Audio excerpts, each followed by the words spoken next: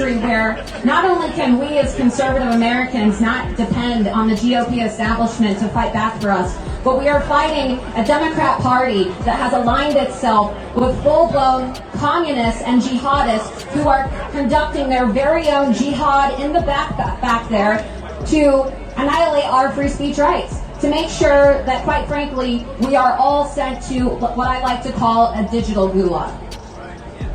And it may seem extreme to you, right? But this is just the first initiative, right? The social media bans, banning people on Facebook, banning people on Instagram, banning people on Twitter, censoring them, sending them to Facebook jail for a few hours to see how far this can go.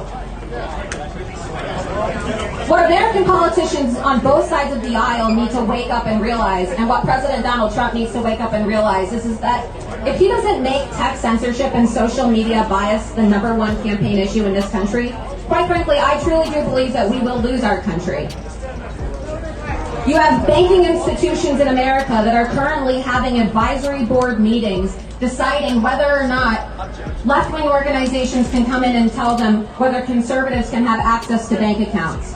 Bank of America is now refusing to do service with companies that are enforcing President Donald Trump's immigration policies.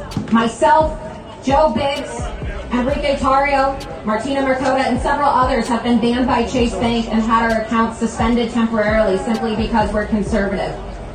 Not only have I been banned by Facebook and Twitter and Instagram, I've been banned by PayPal, GoFundMe, Venmo, Uber, Lyft, Uber Eats, Medium, Teespring, and I'm sure over time I'll probably be banned by other platforms as well.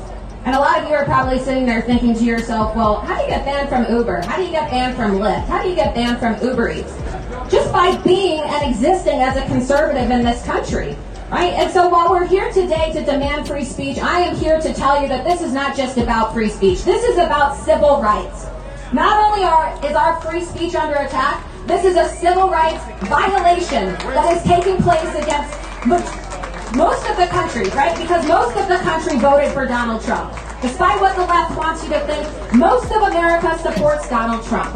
I know the left is depending on the illegal alien vote to pull them through this election, but the silent majority, us, all of us who are here today, is who put President Trump in office. And he has a duty to stand up and fight for us. Because his biggest defenders, the people who put him in the White House, the people who got him elected, people like myself, people like Milo Yiannopoulos, Roger Stone, Gavin McInnes, right? Alex Jones. We have all been silenced. We have all been silenced and deplatformed. And currently, before everyone's eyes, even though the media has turned a blind eye and has chosen not to report on this and to act as if we are some sort of neo-Nazi, white supremacist, alt-right fringe group, they don't care to report on the nature of this, which is, it's not just a free speech issue, it's a civil rights issue.